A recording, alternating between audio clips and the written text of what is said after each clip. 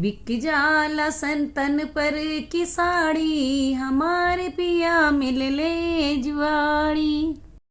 पियल शराब गांजा ताड़ी, हमारे पिया मिल ले जुआड़ी। पियले शराब गांजा ताड़ी, हमारे पिया मिल ले जुआड़ी। घर दुआर सब सस्ते में बिकाला, घर दुआर सब सस्ते में बिकाला। बिक जाला महला अटारी, हमारे पिया मिल ले जुआड़ी। पियलेगा शराब गांजा ताड़ी, हमारे पिया मिल ले जुआड़ी।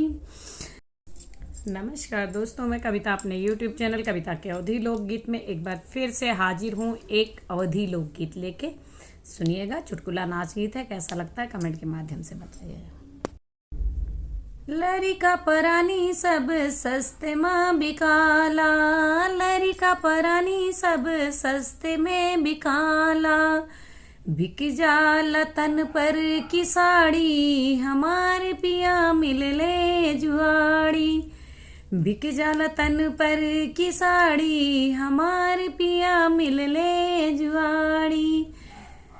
हम पियले शराब गांजा ताड़ी, हमारे पिया मिल ले जुआड़ी।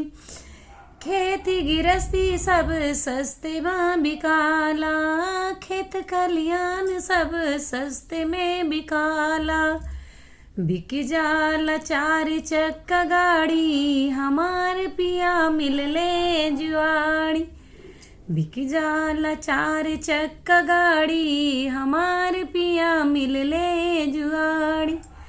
पियले शराब गांजा ताड़ी, हमारे पिया मिल ले जुआड़ी।